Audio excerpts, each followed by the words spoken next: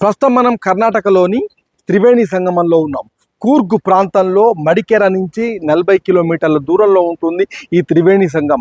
కావేరీ నదితో పాటు పైన ఉన్న ఇక్కడ తల కావేరి నుంచి వచ్చే నది నుంచి ఆ నదిలో మనకు ఇక్కడ కన్నికే, అదేవిధంగా అంతర్వాహినిగా సుజోతి అనే ఒక 2 నదులు కూడా కలుస్తాయి. ఈ 3 నదుల సంగమమే ఈ త్రివేణి సంగమం. ఇది మొత్తంగా పితృకార్యాలకు పెట్టింది పేరైన ప్రాంతము. తుల సంక్రమణ అనే ఒక ఫెస్టివల్ ఇక్కడ చాలా పెద్ద ఎత్తున జరుగుతుంది. ఆ సమయంలో భక్తులు పెద్ద ఎత్తున ఇక్కడికి వస్తుంటారు. ఇది ఒక ఆధ్యాత్మిక కేంద్రం అని చెప్పుకోవచ్చు.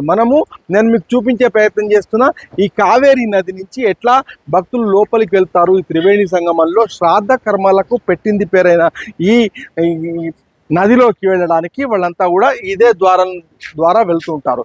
మరొక వైపు మనం ఇక్కడ ఈ నదితో పాటుగా ఇక్కడ శ్రాద్ధ కర్మలతో పాటుగా ఇక్కడ మనం చూడవచ్చు. అటువైపునే ఒక టెంపుల్ మీకు చూపిస్తున్నా, భగందేశ్వర టెంపుల్. ఈ భగందేశ్వర టెంపుల్ కూడా చాలా పాపులర్ టెంపుల్.